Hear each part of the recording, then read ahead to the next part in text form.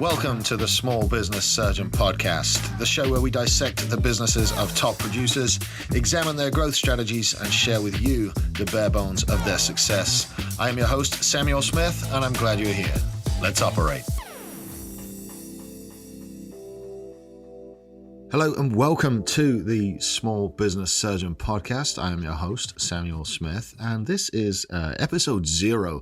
This is an episode that I'm doing all by myself, and I'm here to talk to you guys pretty much about my background, why I'm here, what I'm doing with the podcast, and who this podcast is for. So yeah, bear with me here as I attempt to monologue the entire episode. I do have a few notes, but the most important thing is, who is this podcast for? Who am I talking to? And essentially, it's people like me, people like myself, people like the person that I was and that I used to be. I'm really wanting to engage with people that have a similar mindset, guys that may be ready to get out of that 9-to-5 that they've been in, maybe cancel the status quo a little bit. And, the aspiring entrepreneurs, guys that are taking the first steps into owning their own businesses, or even, guys that are currently crushing 6 figures and looking to scale to 7, and it's difficult because I want to try and talk to everybody and share all the experiences I've had, but I really want to boil this down to just those guys that are like me. I really feel like I've got something to offer by talking to the guys that have a similar mindset and are wanting to take a similar path. Now, for those of you that are just now discovering me and who I am, I have built 2 7-figure companies in the past, and we'll get to that further on in the show. The first one, it was a car dealership. It had very slim profit margins, and I ended up selling it because I was working far too many hours for far little return. The second business I built was a supplement company, and I ended up just losing that owing to the fact that I was drinking far too much alcohol. So we'll get into that. We'll get into my story a little bit as we go through here. But the whole point of the Small Business Surgeon podcast, it's to bring in other business owners. It's to bring in like-minded guys that are maybe a little bit behind me or a little bit ahead of me in the trajectory of business ownership, and really to cut away and dissect, if you will, their businesses and see what makes their businesses tick, as well as, looking at the failures of these guys and looking at the lessons that they've learned. Because we get a whole lot of stuff on social media where everybody's successful, everybody's riding around a Lamborghini, everybody's standing in front of a private jet, and you only ever see people's highlight reels. So people think that they are, instant overnight successes and that there's nothing else to being an entrepreneur other than buying a Ferrari. And if I don't have one, well, maybe I've done it wrong. And there's a lot more to being an entrepreneur than that. And what I've found through reaching out to other entrepreneurs and through coaching other guys is that, we've all gone through the same problems. We've all had the same issues in starting and running companies, whether they are huge 7 figures looking to scale to 8, or whether they're just now getting started out. Most companies have the same basic ingredients, if you will, regardless of what industry they're operating in. And, most entrepreneurs make the same mistakes. And the whole point of me doing this and me interviewing other entrepreneurs and being real and raw with you guys is letting you know that, for every victory, there's several defeats. We don't just wake up and become successful entrepreneurs. And by getting with other guys that have businesses and other guys that are doing well and having them open up and share with you guys the failures that they've gone through and some of the trials that they've had to go through, it's really my hope that can give you guys listening a little bit of hope and validation in the fact that you are doing the exact same that we did. And hopefully you can shortcut by taking some of our lessons and taking some tidbits away from the show to help yourselves and help your businesses grow and avoid the mistakes that we made, And I've set up a Facebook page, the Small Business Surgeon. You just go to at Small Business Surgeon. The Instagram is the same, at Small Business Surgeon. And then the Facebook page also has a group attached to it called the Clinic. And in there we do discuss some of the more in-depth things. We'll post the shows and go over show notes and stuff like that for you guys. So you can be sure and kind of get some good lessons out of that stuff as well. So that's who I am. That's what the show's about. And, again, why should you listen to me? I mean, I've been doing this since 2004. You can probably tell I am not an American. I live in College Station, Texas. I've lived here for the past 20 years. And, I started my first business in 2004. So this is episode 0. So I wanted to use it just to give you a little bit of my history and a little bit of why maybe I could help you out. So I started about 12 years old on my little entrepreneur journey. I lived in a small village of about 150 people, and there was only one real way for a 12-year-old to make money. Well, two. One was babysitting, which my sisters, they cornered the market on that. So the other one was the paper route. So I would deliver newspapers every night after school, and then I'd save the money from newspapers and I'd invest it in, well, actually, no, I wouldn't invest it. I'd go and buy records with it and sweets and candy. But I was a very entrepreneurial little 12-year-old. I always wanted to own my own business and do my own thing. But, the job opportunities offered in rural England to 12-year-olds are few and far between. And I ended up getting the milk route as well. So in the mornings before school, I'd help deliver milk. And then in the evenings, I'd deliver the newspapers. And, I got to going down to the wholesaler and buying candy and then putting it in little baggies and selling it to my friends at school. So there was always some kind of hustle. And one of the things my dad really drilled into me was, always be working. There's always work to do. There's always a job to do. There's always something that needs to be done. And he would always complain when I was a teenager that I couldn't see work. I couldn't see what needed to be done. And, I hope he's not listening, but I could see it. I just didn't want to do it. Anyway, I used to go on the weekends painting houses with my dad and my granddad. So my dad was actually a teacher, but my great-granddad and my granddad have both been painters. So he apprenticed as a painter, and I went into the family trade as well. I apprenticed as a painter. So when I came to America, I was 19, and I was a professional drummer. I'd got a band in Dallas that had asked me to come out and play with them.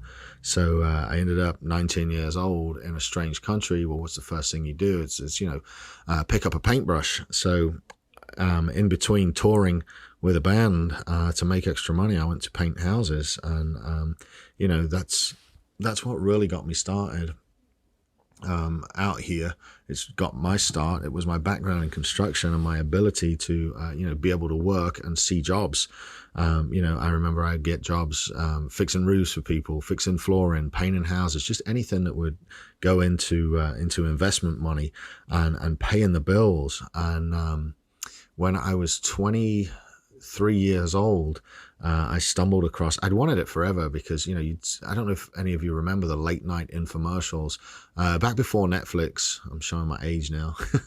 Back before Netflix and all that good stuff. I mean, you only had a choice of channels on what to watch on TV. And late at night, you would often get infomercials for selling products. And one that I saw that always stuck out to me, it was by a chap called Carlton Sheets. And he had this no money down way of buying real estate. It was a no money down real estate course.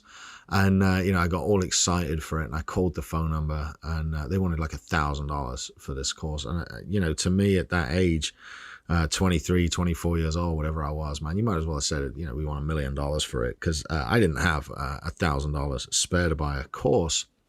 But what I did have was work ethic. And I was actually in Goodwill buying clothes for painting, buying work clothes. And because, what's better than used blue jeans if you're going out to get them shredded up and covered in paint. And I saw this course for sale on the shelf at Goodwill, brand new, vacuum packed in saran wrap still. And it was $10. So that was that. I bought that. And then it took about 6 months of reading and growing the confidence, I would say, amassing the testicular fortitude, or if we're being really honest, getting the balls up to go and do this. But I bought my first house with no money down. It was $42,000. And by the time I flipped it and did all the work, I mean, I did everything on that house. Like, I did a lot of work on the damn thing. But by the time I flipped it and sold it, I cleared about 13 grand on it. Which to a 24-year-old that, was bouncing between jobs and teaching drum lessons and playing drums on the nights and weekends, 13 grand was, it was a heck of a lot of money, because I'm making $7 an hour at my day job. So, 13 grand, I was hooked on that. So I ended up getting into property sales and house flipping and, finding a hard money lender and going and doing all my own work and stuff. Because I figured out while I was painting, it was the guys that owned the projects that were making the money. It wasn't the guys swinging the paintbrush. So that's what I did for quite a while. And towards the middle of 2005, Jesus, I'm aging myself now, but towards the middle of 2005, I picked up with a young guy that was, he was one of my drum students. And he was what they call a landman, which to me at the time meant absolutely nothing. Well, a landman is somebody that goes out and does legal research into oil and gas rights for drilling companies to where they will acquire property or acquire leases. The landman will go out and run the title and figure out who owns what, and then he'll go out and negotiate the lease and all that kind of stuff. And well, I had to do title when I would buy a house, and I would look and there would be $1,000 worth of title expense. So I said to this guy, I said, hey, help me out here. I'll trade you some drum lessons for some title lessons. And so that began my career as a landman.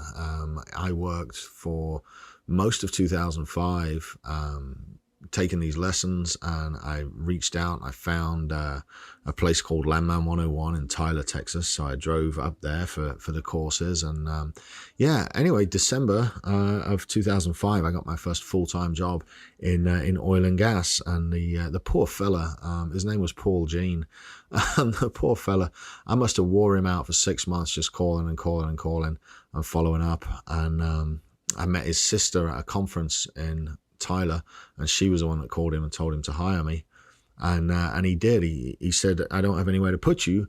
Will you take a desk in a hallway? And for the first 3 months, I sat at a folding card table in the hallway, and everybody absolutely fucking hated me because I was this English kid, this pet project of this crew chief that knew nothing about title. And, I was so desperate to get started. I traded painting a house, like full painting a house, the whole exterior, for a laptop, and but that laptop allowed me to go to work and learn title, and I got along very, very well in oil and gas. One of the things, I never drank coffee before I started working. Excuse me, I'm drinking a lot of water. I'm on 75 hard. Just the podcast crew all challenged each other to lose weight. So I'm drinking a lot of water, and just trying to stop from peeing. But anyway, so one thing that helped me get ahead at oil and gas, I never drank coffee, but I always loved the way it smelled. So I was so excited to have a job that actually paid. I remember my first year's equivalency. I mean, they paid day rate and $10.99, but when you added it all up, my first year's equivalency was $55,000 a year. So I'd gone from $7 an hour hustling to $55,000 a year at a desk. I mean, it was just fucking incredible. I was like that. You imagine you lock your puppy in the boot in the trunk of your car for like 2 hours and open the trunk of your car and then see how happy the puppy is.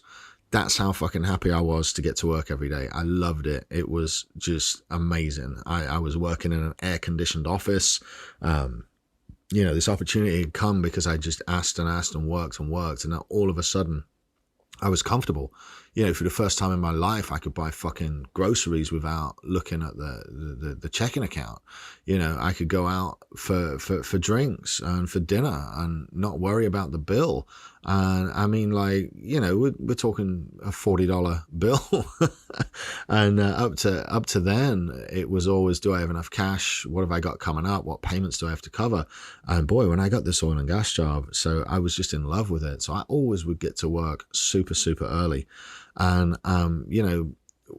we would start work about 8:30, and I would generally get there because there was internet and my computer was there, and I could, read stuff and look stuff up and do all this stuff. So I would generally get there about 7:15 or 7:30. And because I was always there first, I thought, well, shit, I'll just make the coffee. I wonder what it tastes like. And that's when I started drinking coffee and was welcome to the world of caffeine. But I showed up early every single day and made coffee every morning. And what that led to was Paul Jean, bless him.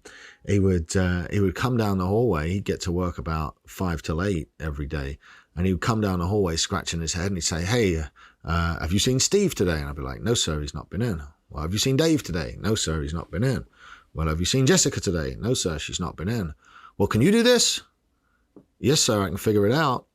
And so that led to me just becoming his go-to for stuff, because I was there first thing in the morning. I was always on time, and I always got done what I said I was going to do. And those are a couple of tenets that were taught to me by a guy called Herb Thorne, who I painted houses for in the very early 2000s. And he told me, he said, you're not going to last in this house painting business because you've got life figured out. And I said, well, why is that? And he says, because there's two things that you do that 98% of Americans just don't do. And I said, well, what is it? He said, you show up on time and you do what you say you're going to do. And funnily enough, that is a core value that I've carried with me. I think probably my granddad was the one that drilled that into me. And, to a lesser extent, my dad as well. But I've carried that with me, and that's a core value now that I implement in all of my businesses. I mean, everything's scheduled so I can keep track of stuff.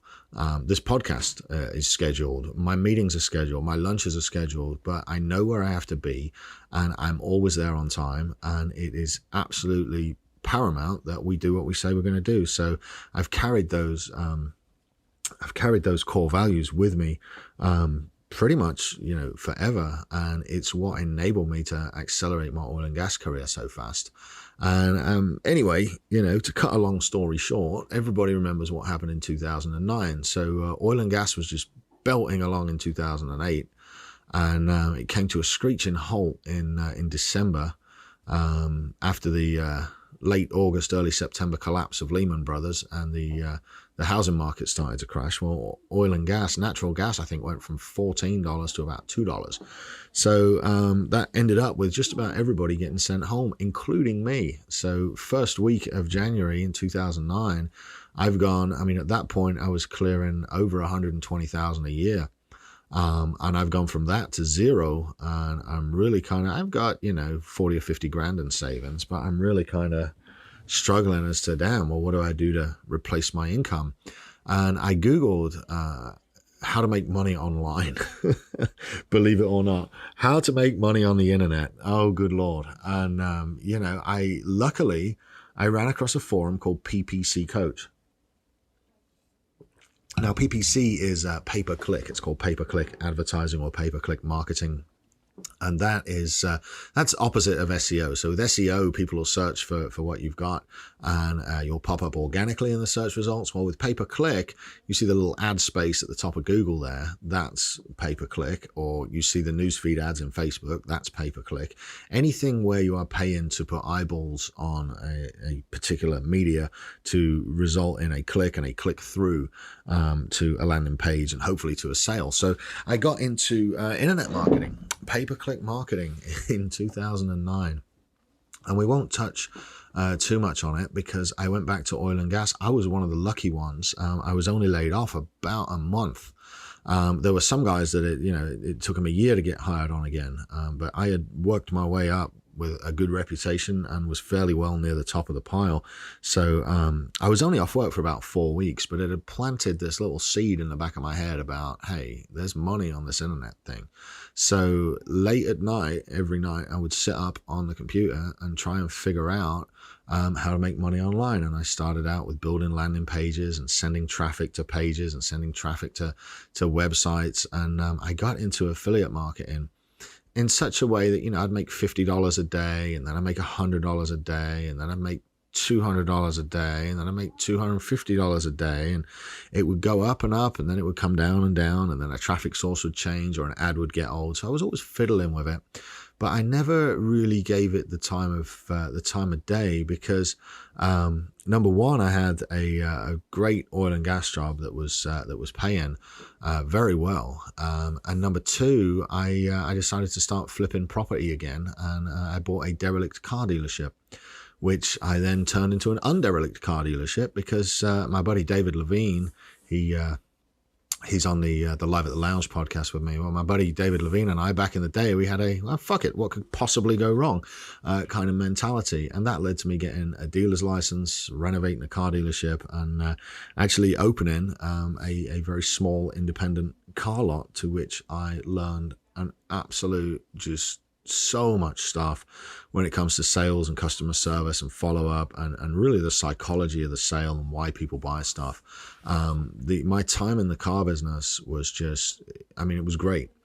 And you know, they say that if you open a car dealership and you get out of it with your shirt still on your back, then you've done a very good job. And you know, we didn't do too badly. Actually, the guys we sold it to out of business within 18 months. But we didn't do too badly. The problem was my return on investment was like, by the time we paid our floor plan fees and we paid us shipping these cars back and forth, and then we took care of repos and all this other stuff, you know, my ROI was like 4 or 5%, and it just wasn't worth the aggravation and the headache. You know, and I kept my legal job. So there was 2 offices at the car dealership. One I used as oil and gas office, and the other one we used for selling cars. So, you know, it was a great time, and I definitely learned a lot, but I'm glad that I sold it when I did. I'm glad that I got out of there with the shirt on my back, as opposed to most guys that try it and fail. But I carried a lot of lessons away from the car dealership into my next project, which was back to affiliate marketing. The more I was doing internet marketing, the better I was getting at it. And I ended up being selected for a mastermind up in Kansas City with a company called Revive Media that was run by Ryan Gray and Ralph Ruckman. And I made a lot of friends there, and I'm still friends with to this day, you know, 7 years later. And they were, I don't know if you remember Flappy Bird. That was the big one that was coming out. And we would do carrier build content for other countries. So in America, you buy stuff from the App Store, or you did. I mean, you still do. But like European countries, Africa, Russia, all over there, I think Japan as well, you would buy stuff and then you would get paid in your phone bill. You would pay for it using your phone bill. It was called carrier build content. So what we did was build landing pages and traffic funnels for carrier build content. Really before traffic funnels was a word. I think it was before Russell Brunson had coined click funnels and all that stuff.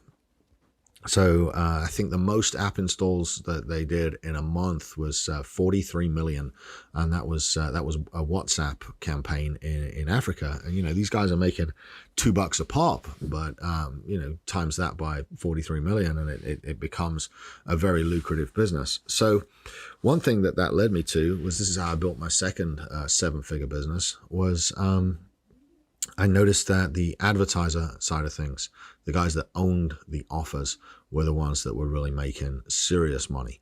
And so I went to work and figured out, you know, how can I own an offer? And I took some of that money in the car dealership space that I got from selling the car dealership. I took some of that money and used it. I bought into a company here in town who shall remain nameless, because I don't want to give them any fucking publicity whatsoever. And I put a ton of money from my car dealership into an essential oil brand here in town. And I learned I learned a lot. Got another one of life's lessons.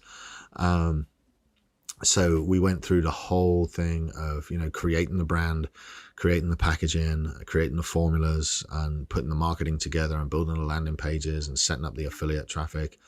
And we launched it, and we had a launch go on, and we were doing a trial to a rebill. So it would be, $9.95 for your first month, which we'd obviously lose money on, and then we'd replenish your supply, and it would be $39.95 for a 30-day supply, right? So you've got this, it's called negative option billing. So that's what we did with the essential oil. And then, some of the guys that were involved in the company decided they would like to take a distribution from the company and have me no longer work there. So they did. They took all of my capital as a distribution, and then gave me the legal papers and removed me from the company. And whilst technically not legal, what my attorney told me was, look, these guys are going to fuck up at some point. And when they do, legally, you still own that percentage of the company. However, this piece of paper here, it absolves you from all blame. So just sit tight. So if they ever launch it and actually make a company out of it, you can go after them for the percentage that you own. And if they don't, well, you just got away scot-free in all the lawsuits that they're going to generate by being arseholes. So lesson learned. I kind of walked away from that one licking my wounds. But what I'd done there was leverage the relationships that I built at Revive Media. And I had relationships with traffic networks. And then I leveraged the relationships that I got through the essential oil program to wholesalers and distributors and manufacturers. And luckily, one guy that owned a fulfillment center, he was part of the distribution network there in Houston. He kind of saw what had happened, and he told me, those guys are idiots. You were the one pushing this. You were the one flying the airplane on this deal. I'm going to be your partner, and you come fly my airplane. We'll split the funding 50-50, and we'll split the profits 50-50, and I'll teach you how to do it. And of course I said, fuck yes. I jumped on the opportunity. So that was August 2015. We launched the supplement brand, and it took off. I mean, it really did. We did just a very basic straight sale to continuity upsell. So if you bought supplements you could buy them straight for $99, or you could get 20% off and buy them for $80, and then you would go into a monthly shipping program, and you get billed $80 a month, and we'd send them to you till you canceled. That was the incentive for the discount. And I made so much money, I thought that it would never end. And I chased bad investment after bad investment, thinking that I was going to hit another one of these. And when it went bad, obviously when you think the money's not going to end, and it's the first time you've made real money, like almost fuck you money, not quite, but almost. I mean, it was the most I'd ever made. And when you've got that level of money coming in, it's very easy to lose control over the amount of money that's going out, especially on the drinking and partying side, especially on the risky investment side, that kind of stuff. And I was generally, drunk from about 11 o'clock in the morning onwards. Terrible husband, terrible father. That and a couple of other factors led to the breakdown of my marriage. Which to this day, I regret. I regret how that happened. But what has happened stays happened, and there we are. But I can absolutely say it was an excess of alcohol that caused those issues, and it was the excess of alcohol that caused me not to be paying attention to my company. And if I had been paying attention, I would have been fine. And if I'd been living on $100,000 a year, which I was making in oil and gas, and investing the rest of the profits, I'd have been fine. But I wasn't. I was living off the profit as it came in, and we were having the time of our lives. It was great. But that was bad for business. And what happened was a bunch of fraud traffic got pushed through the network and I didn't catch it. And if I'd been reconciling my business and reconciling my accounts, I would have caught that. And if I had been, if I'd not been drunk, I would have been reconciling my accounts and I would have caught it. If I'd not been reckless with the money I made and if I'd invested it in other places, it wouldn't have mattered. I could have rode the storm out. But for all the what ifs, I was done. I ended up losing every last little penny and then some more, owing to the fact that my chargeback rates spiked. We lost our ability to process credit cards, and we had 3,500 customers on auto ship every month with no way to bill for them. Half of them have been shipped product already. It was an absolute fucking unmitigated disaster. And all this happened right as my little sister was getting married in 2017. So I was over in England. I don't know if any of you have been to an English wedding, but there's a lot of drinking involved. Because I was there visiting, there was even more drinking involved. And because my high school friends were all kicking about, there was even more drinking involved. And looking back, I don't think I've got a picture of me. And I wasn't in the wedding video because I shot it. But I don't think I've got a picture of me over that 2-week period without having, glassy eyes. And so my business has collapsed. I've been drunk for 2 weeks in a row. My little sister's got married and we're leaving my parents' house about 5:15 in the morning on, last day of the trip. We're heading back to the airport. And as we're saying goodbye to everybody, at the time she was my 63-year-old mother. A little bit older than that now, bless her. But she tiptoed up, because I'm quite a bit taller than she is. She tiptoed up, she whispered in my ear, she whispered, "Sort your fucking life out." And I don't know if you've ever had a 63-year-old English mum swear at you, but let me tell you, it's quite a defining moment. It's very unsettling. It's very polarizing.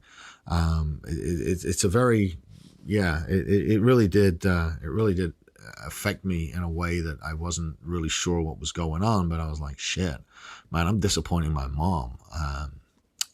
Mom and dad, they're the two people you want to impress the most, right? Those are the two people that you want. All you want from them is recognition, is, hey, good job, hey, I'm proud of you.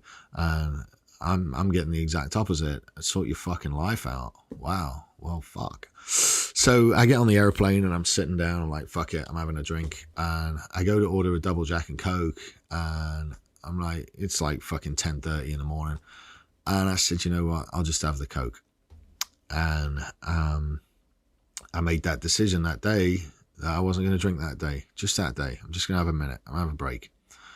And I got all the way through that night. I woke up the next morning and I thought, hey, maybe I won't have a drink today. Maybe I can make it 2 days.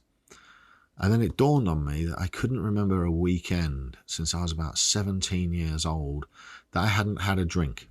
Like, not necessarily been drunk. I didn't get drunk all the time, but there was definitely, sit on the couch, crack a beer, sit on the couch, have a whiskey, go to the pub, shoot some pool, drink a couple of beers. Not getting hammered drunk, just 2 or 3 beers. There were plenty of weekends I was hammered drunk, don't get me wrong. But, there wasn't a weekend from 17 to fucking 37 that I hadn't had a drink. And that didn't sit right. So I made it another day, and I made it another day, and then the withdrawal symptoms started coming in, and that was not a pleasant experience. But that prior February, I had watched a good friend of mine, his girlfriend, and they'd been together about 10 years. I watched her slowly go downhill, and then jaundice, and then the end of life care that happened to her in his apartment. And then, I was one of the last guys to go and help pick her up and turn her and move her and make her comfortable. And, about 18 hours after that, she passed away in the chair in his apartment. And that was all from alcohol. And I think she was 46 at the time. So that had just happened as well. And he said, you know what? I'm 37 years old. Do I really want to live another 9 years and then die like this poor lady did? And the answer was absolutely fucking not. No way. But I think where I was successful in giving up alcohol was the fact that I didn't say I'm never going to drink again. I said, you know what? I'm not going to have a drink today. I'm not going to have a drink today. I'm not going to have a drink today. And ever since I quit drinking, I've had a couple of drinks I've tried it a couple of times because I'm fully in control of it now. And surprisingly enough, I think whatever spiritual being you believe in is trying to give me a message, because every time I've tried it twice, drinking, and both times I've been violently ill after just a drink, just shaking and shivering and cold sweats, and like an alcohol fever. So I've had a very adverse reaction to alcohol now. So I'm quite happily sober, and I will be sober for probably the rest of my life, probably with the exception of maybe a glass of scotch from my dad on Christmas, probably just a half glass, because I don't want another fucking allergic reaction. Anyway, got off topic there. So I mean, it's 2017. I'm absolutely fucked. I've lost my fucking ability to print money, which is what it was. I told my buddy David, I'm like, dude, it's like I found a cheat code to life. And I really had. I was doing very, very well. And then all of a sudden that rug was pulled away and I had absolutely fucking nothing. And I was being sued for shit I didn't even have. And it definitely opened my eyes. And so I was bouncing around going, well, shit, what am I going to do? And my buddy Tex was making videos, and I liked radio control helicopters. So I bought a drone and I got a drone license. I thought, oh, fuck it, I'll make a few videos until I decide what to do. It wasn't like a career move. It was just like, it'll keep me busy. It'll keep my mind focused. I'm probably going to go back to oil and gas at this point. You know, fuck having a business. I'm tired of it. And through that and through knocking on doors, I got picked up by a real estate company to train their realtors in internet marketing. And I thought that was a really, really good job until I actually went and tried training realtors. And, you know, for those of you that don't know, most real estate agents aren't as successful or wealthy as, you know, the real estate magazines would have you believe. My statistics may be a little off, but up until last year, I think it was 87% of people that got their real estate license left the business within the first 18 months. The average real estate income before expenses was about $42,000 a year, which means that, you know, there's not a lot of money to go around after marketing expenses and everything else. Yes, sir. My dog just liquid shit all over the floor. In here? At the house. Well, if you wait till you get home, it will be dry and easier to clean up. It would stain the carpet. All right, so what do I press when I'm done? Just hit shift space and then hit the stop record button. All right. So we're going to actually leave that bit in the podcast unedited because Kyle's dog just shat on the carpet. So Kyle, he's like Jamie at Joe Rogan's podcast. So Kyle actually has to leave. So I'm going to now be recording completely on my own. I do wish your dog all the best, Kyle. I hope he's okay. Kyle has to now go and clean up some dog poop. So anyway, realtors, licensed real estate agents don't make as much money as I thought they did. And the average realtor is the average American. There is a barrier to entry to real estate that can be passed with judicious application of study, and just about anybody that's determined enough can get a real estate license. However, you need experience in sales, in marketing, in real estate, in, oh my God, so many things to be a successful realtor. And as I was trying to teach this class, I realized very quickly that the skill set that I was being asked to transfer wasn't ready to be received by the majority of the folks in the class. And that's not a slight on any of them. It's just that I'd spent so long in the internet marketing world. You know, I was wanting to explain tracking pixels to people that were still struggling to understand web browsers. So, you know, that didn't work out. But what did work out was me seeing a skills gap and me starting a real estate company, which I still have to this day, called Live in College Station. And, you know, it's now the second most followed real estate company on social media here in town. And when I first built it, I went very, very aggressively after listings. And I thought, I'm going to be the digital marketer. I'm going to be the digital realtor. I'm going to be the guy that sells all the listings. And you know what? I just didn't fucking like it. I did not like it. And I realized why. I figured it out. So when you sell a house, it is a very, generally, all right, I'm going to generalize here. When you sell a house, it's normally attached to some kind of negative connotation. It's attached to, there's a couple of positive times where you got to sell a house, like for a promotion and you're moving up and other stuff. But for the most part, it's relatively negative. There's a need and a reason to sell the house. The people that are selling it want to sell it. They need to sell it badly. It could be inherited. It could be the fact that they've transferred for work and they can't pay 2 mortgages. It could be a divorce. There's a whole litany of reasons that people need to sell. But most people sell their house based on a need and not on a want. So all of that stress, it's my job as a real estate agent to take the stress away from my client, right? Well, all of that fucking stress got put on me. Well, it's been 3 weeks. Why haven't you sold the house? I'm like, well, nobody's bought it. They're like, well, are you marketing right? I'm like, well, it's been seen 14,000 times on Zillow, so I'd say yes. But, the stress there that I was expected to absorb made coming to work no fun. And one of the things I like to do is actually fucking enjoy what I do for a living. And I started to look and think, well, what was my favorite transaction this month? What was my favorite client this month? What have I enjoyed the most this month? And it was always helping buyers. I like to help sellers that have difficult problems. I like to help sellers that have probate issues and title issues and stuff that really fits my skill set. But for the most part, the joy I get is from the joy of buyers. When you buy a house, it's generally a joyous occasion. It's a decision. It's a new start. It's a level up. It's a new chapter. It's, I've got a new job. I'm buying a house. I'm finally able to afford a mortgage and not rent. I mean, the joy you get from working with first-time home buyers, it's just incredible. So I like to work on the buyer side of the equation now.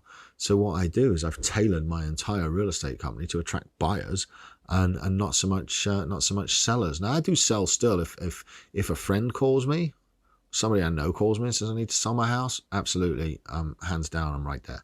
But I don't solicit properties for sale anymore. I think I've got 4 right now, but they come to me organically. I don't look for houses to sell because that's not what I'm doing. I solicit buyer clients. I enjoy working with buyers. It's much more fun, the anticipation of shopping for houses and all that stuff. So that led me to looking at what do I get joy out of, right? And realistically, I get joy from sharing knowledge and from helping people solve problems. And that's what led to the Small Business Surgeon. Okay, so back in December of last year, I was lucky enough to be in a coaching room with some very high-level coaches up at Apex in Dallas. And a lady up there, Jessica Stroud, she's one of the most referred insurance agents in her market. I think she had over 700 referrals last year with very little advertising, mainly marketing, but very little advertising. And all word of mouth referrals. And I got to ask her, I said, well, how do you do it?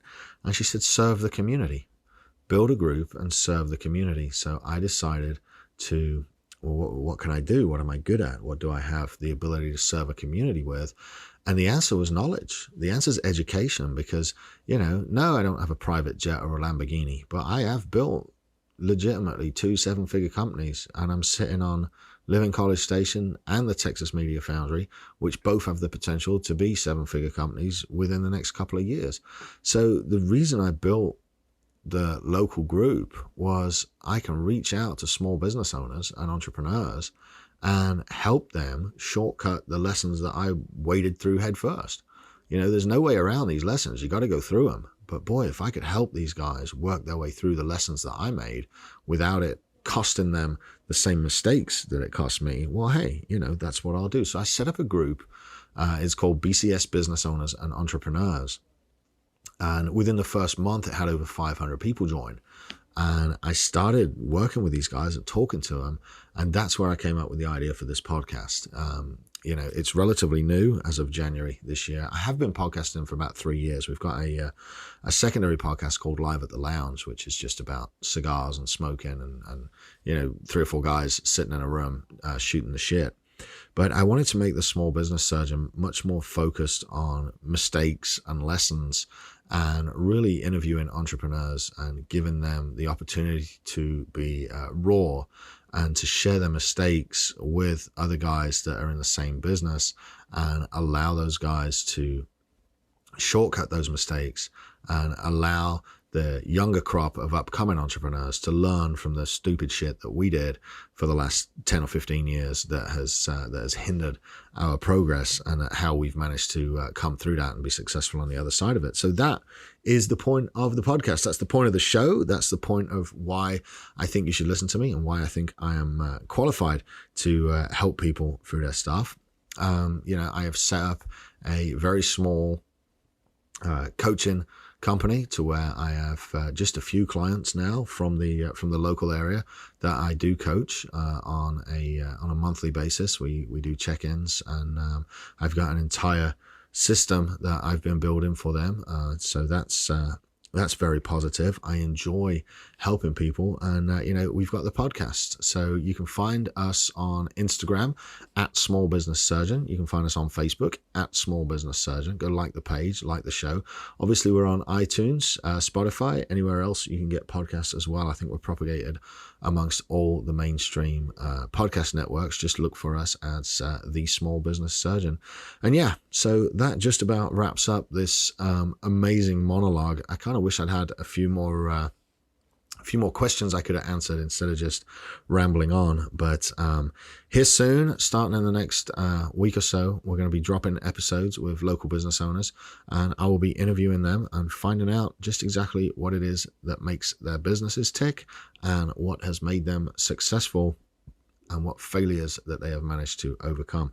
So I hope you join us. From the bottom of my heart, I am looking forward to getting to know you guys, and to broadcasting, and to bringing you guys some extremely good, high quality content with some wonderful, well-known entrepreneurs. Thank you so much for listening today, guys. I am going to get off of here now and get back to my next appointment. It's just past 2:00. That means the bell is ringing, and there's more stuff for me to do around here. I appreciate you listening. I appreciate you being a part of the show. And I'm looking forward to getting to know each and every one of you. You'll stay safe and have a great day. Thank you. This episode of the Small Business Surgeon Podcast has been brought to you by the Well Hung Art Gallery, professionally mounting since 2020. Be sure to listen to us on iTunes, Spotify, and wherever else you listen to your silly podcasts. Take care and have yourselves a wonderful day.